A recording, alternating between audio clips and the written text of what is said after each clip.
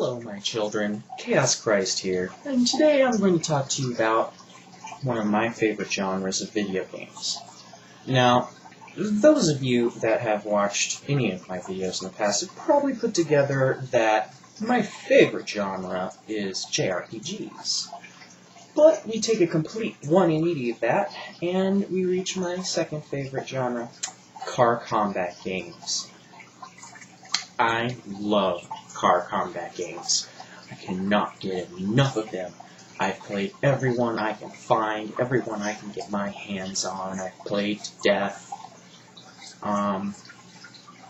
So, first, let's get a few things straight about the car combat genre.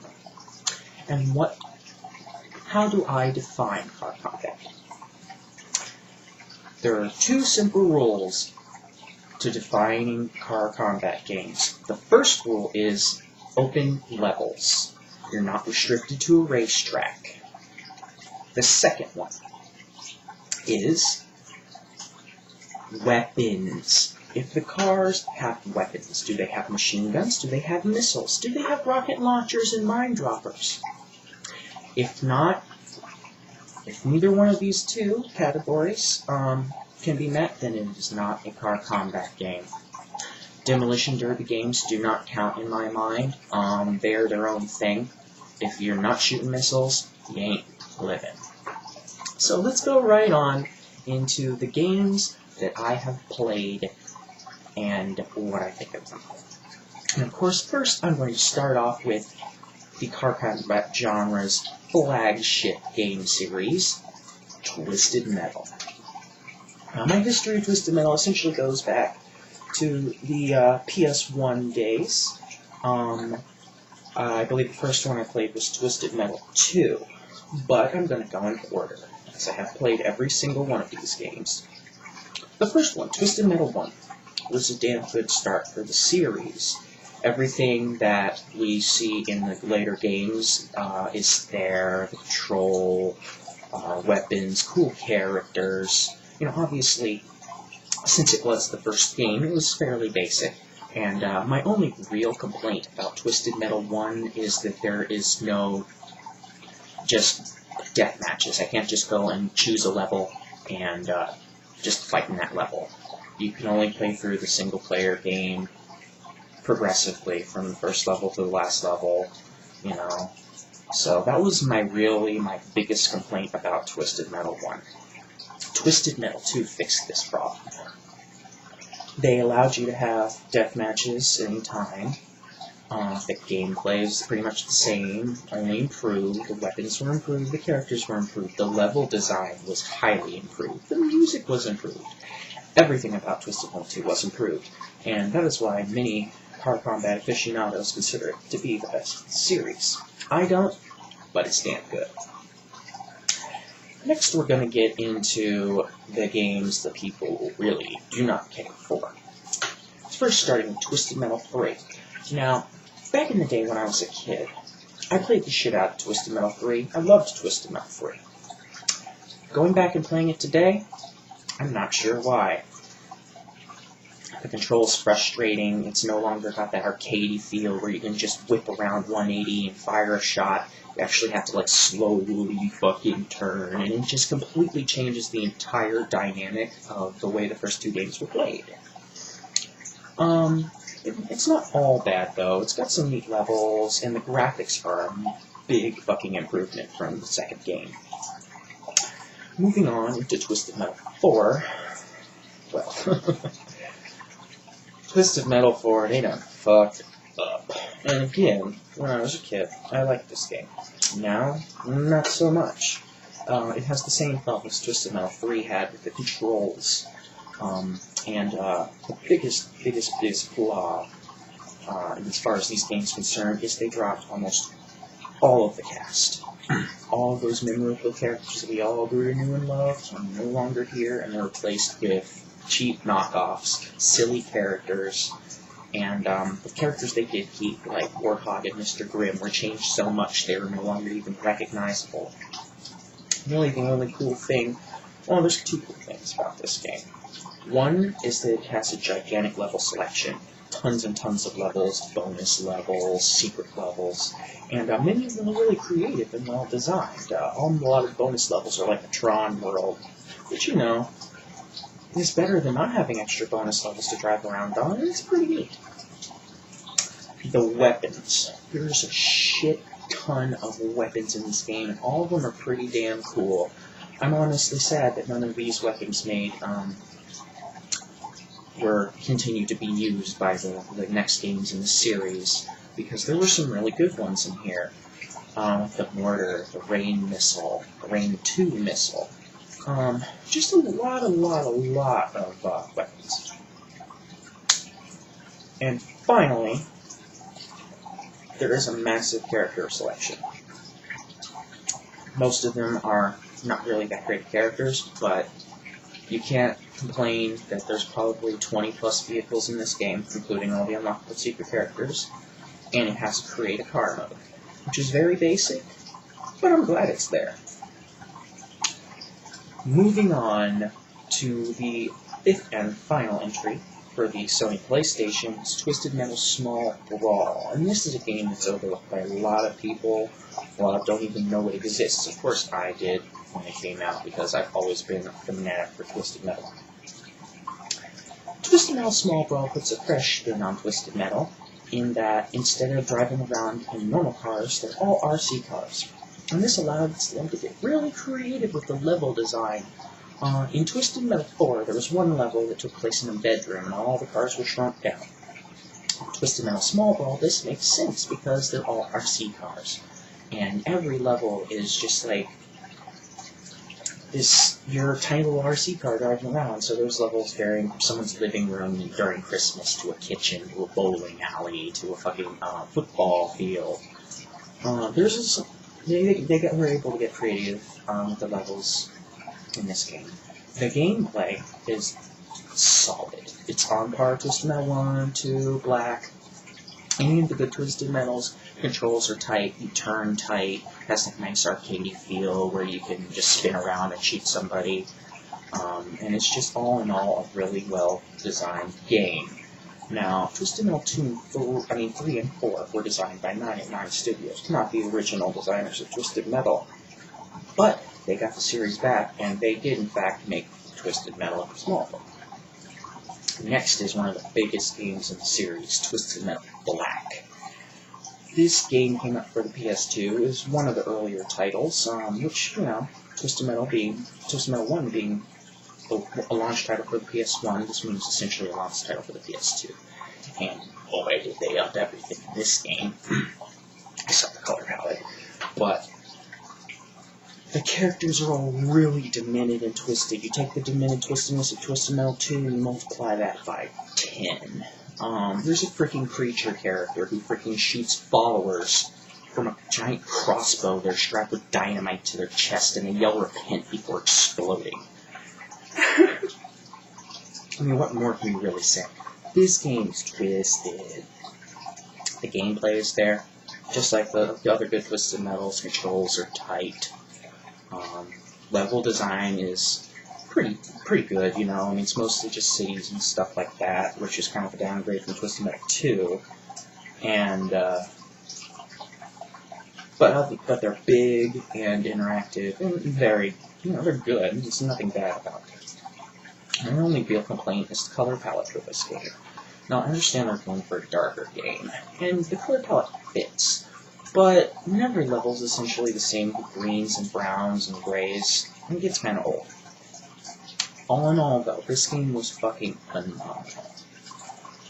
Next, we have Twisted Metal Head-On, which initially came out for the PSP, but I have never played the PSP version. I've only played the PS2 version, but the PS2 version is superior in every way. They made it so that the weapons actually pop out of the cars, a la Twisted Metal Black, which, you know, after, in my opinion, after Black, they can't not do that. It's just, you have to do that. The gameplay was tight, just like the good Twisted Metals. Many people consider this to be the real Twisted Metal 3. And I don't blame them one bit. They brought back characters from Twisted Metal 1 and 2, and it's just great. It's got almost everyone in there you could want. It's got recreations of levels from the second game. I mean, this is essentially the real Twisted Metal 3. You want to play Twisted Metal 3, just skip ahead on. It's much, much better than the actual Twisted Metal 3. Finally, last but not least, we have Twisted Metal PS3. And I'm such a Twisted Metal fan that I bought this game not even running a PS3, just so that I could play it on my ex-roommate's PlayStation 3, and because I just had to fucking play this game, man. All in all, the game's good. The controls are excellent, as always, with the Dave Jaffe development team. They always do a great job. But there are a few complaints to have about this game, and they're pretty big ones. One, there's only 4 characters in the game. Seeing Sweet Tooth driving Mr. Grimm's motorcycle, or just not having all these characters that are associated with these vehicles really detracts, in my opinion, from just the overall feel and world and scope of the game. Number 2, and this is a pretty big complaint, the special weapons suck in this game. A lot of cars basically have the same basic special weapon, and it's just, the special weapons are just not good. They're just boring and lackluster. And I was really disappointed with that, honestly. The level design's good. Again, not on par with Twisted Metal 2, but still very, very good. Graphics, well, not the best the PS3 had to offer, were obviously a huge upgrade from any other Twisted Metal game. And all in all, it is definitely a game that is worth playing, if you're able to get over the fact that some of the special weapons in it are just kind of meh. All in all, the Twisted Metal series is great, but it's not the only great series in the genre. There was one more game made by Dave Jaffe's development team that was a quote car combat game. It was more than that, but that'll be so. I'll save that for later. Road Trip Vacation 2012. Road Trip Vacation 2012, I believe, took the engine from Twisted Metal 2 and made the graphics much, much better. The gameplay is very much like Twisted Metal. As far as the turning and just it being fast-paced and quick and fluid. The characters in it are really cool. There's a frickin' Oscar Mayer Wienermobile whose special weapon is essentially like Mr. Slam's, where, it's a frickin' short-range melee attack, but his frickin' little wiener on the thing just goes boing. It's called the Wienermaker. Like, I don't know how the fuck they got away with that on a PS1 game, but they did.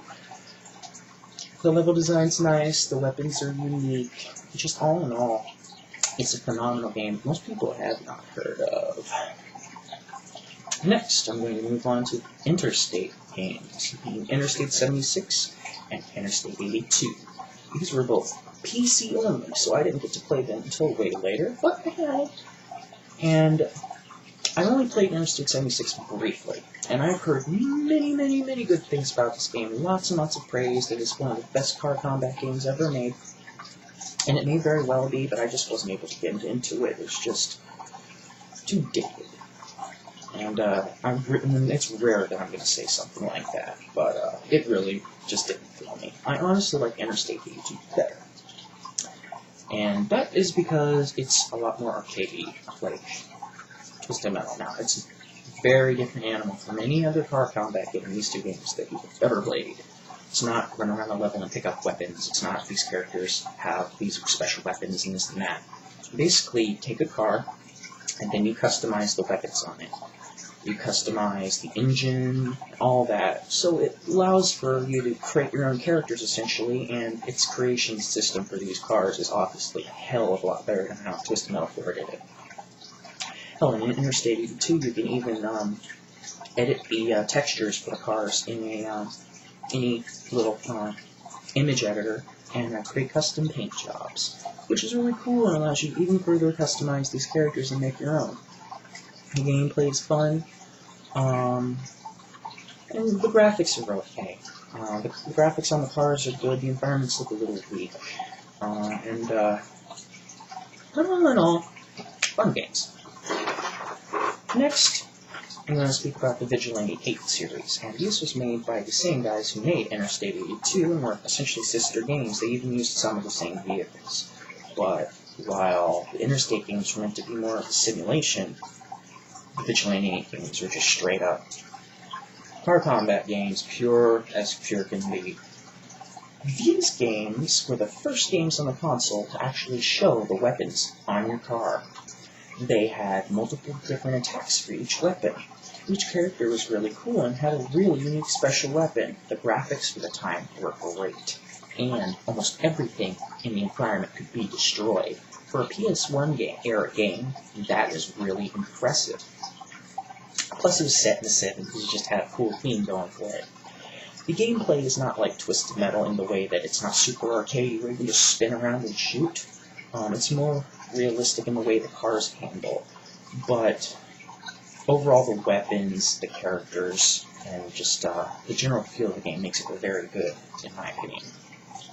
And then there's the sequel, Vigilante 8 Second Offense, which mixed futuristic cars with 70s vehicles, because in the storyline, basically there's a time travel, blah, blah, blah, blah, so you've got futuristic cars and 70s vehicles. And it's just badass! This was the first and only game, to my knowledge, to use wheel power-ups. What are wheel power-ups? Well, say you're on a snow level. My traction's not very good. Get a wheel power-up that's got extra traction-y tires. Or, say there's some water I want to cross. Get the water power-up and turn your car into a speedboat. But the best one of all, and I really wish that another game would use this, hover pads. Fucking hover pads. You can fucking have a motherfucking hover car. And it's just so fun to fly around and shoot the shit out of people. And the graphics were slightly upgraded. And generally it was just a great sequel to the first game. Next is another game that I consider to be part of the series, but isn't. And that's Star Wars Demolition. And the reason I consider it to be part of the series is because it is Vigilante 8 with Star Wars vehicles. It plays just like Vigilante 8, uses the same engine, and all in all, it's just freaking awesome. You like car combat and you like Star Wars? Check this fucking game out. I mean, it's just great. Next, I'm gonna talk about a PS2 game that didn't get much attention because it came out around when Twisted Metal Black did, and that's Motor Mayhem. Motor Mayhem is a highly underrated game. I didn't get to play this game until about a year ago, but I've been wanting to play it for, well, I guess 10 years before. The gameplay is very, very, very, very arcadey. There's tons of really awesome and neat weapons in this game. The vehicles are pretty unique. Each character has multiple special weapons, although the majority of the first stage of them is just a landmine or some shit. But still, they're activated like combos are in Twisted Metal 2, or how the different weapon attacks are in Vigilante 8 with different presses on the D-pad and shit. And it's just a really well-designed game. It's fun, the levels are fun, the graphics are colorful, and I really think this game would have done well had it not come out when it did, but c'est la vie. And there's always going to be one shitty game on the games list, and this game is WWE Crushing. Now, I like wrestling, and I like car combat games, so you'd think that this game would be a natural hit for me, but no. The gameplay is crappy. Each car does not feel different from each other. The weapons are lame, the levels are lame. It's just, you can tell this was just made to be a cheap cash-in on the popularity of the car combat genre. Which is a shame, they could have done something really cool with it, but they didn't. C'est la vie. Next, I'm going to go back to PS1 days and talk about a couple of car combat games that don't have cars in them. But, when I defined what is a car combat game, did I say it has to have cars? No. I said it has to have an open environment and missiles and shit. First one is Critical Depth, and this was the other game made by the makers of Twisted Metal. Critical Depth is essentially Twisted Metal in submarines. And that's just friggin' awesome. This game is highly, highly underrated, and almost nobody has heard of it, but this was like the first game I bought for my PlayStation when I first got it. The level design in this game is phenomenal. Yeah, on every underwater setting you could think of, from Atlantis to the Arctic to fucking tide pools that you jump from one to the other to the Bermuda Triangle, and all these levels are freaking huge. Most of the characters in this game are pretty badass too. The controls are pretty good, it's a little dated now because, you're essentially not just steering, but you're controlling full up and down and all that on a PS1 controller, but it's still very playable. The majority of the weapons in this game home in, which makes sense because it's much harder to aim in 3 dimensions than it is in 2. All in all, I highly recommend this game. It's underrated gem on PS1. Next, my final game I'm going to talk about is Dead in the Water, and this one is probably the most unheard of in the whole list. Nobody knows about Dead in the Water. Dead in the Water is Twisted Metal in boats, but it's also Mario Kart boats. This game has battle and race modes. Now, if this game just had race mode, I wouldn't consider it to be a car combat game, but they did give the battle mode too. And, as you progress through the story, you can upgrade your boats, which changes not only how they perform, but how they look. Thinking about it, you could upgrade your vehicles in much the same way Vigilante made Second Offense, which was another great improvement they made in that game. But going back to Dead in the Water. My only real complaint about this game is though, even though it has a battle mode, all the stages are designed for the race mode. But the vehicles are cool, they have unique special weapons, some of them very unique. And again, this game has a shit ton of really awesome weapons in it. The control scheme is very, very different from pretty much any car combat game that I ever played, and it took me a while to get used to, but is still very much a car combat game at heart. Again, it's in boats, but still very fun. The race mode's fun, although once you get decent at the game, it's pretty damn easy. But all in all, it's still a very good title that was overlooked, and pretty much no one's heard of or played. Anyway, folks, now that I've mentioned all these games, I have to mention this. Car combat games are pretty much dead. In the past however many years, we've only gotten very few. This doesn't make any fucking sense to me at all. They used to be huge. Shooters are really big right now. You would think that since Twisted Metal is a shooter, technically, that it would, and car combat and all that would still be popular, but people would rather play boring shit like Call of Duty than drive around in badass tricked out hot rod firing missiles at 120 miles an hour. I mean, yeah, that's totally fucking way better than that. And it's a real shame because, as I've expressed in my videos before, the JRPG genre is essentially dead. That's my favorite genre. Car combat genre is essentially dead. And that's my second favorite genre. So here I am, hardcore gamer, and his two favorite genres of game, pretty much a ghost at this point. But folks, I really would like to rekindle people's passion for car combat games. They're fucking fun. They're excellent two-player games. They're great games to sink hours into, or just 10 minutes.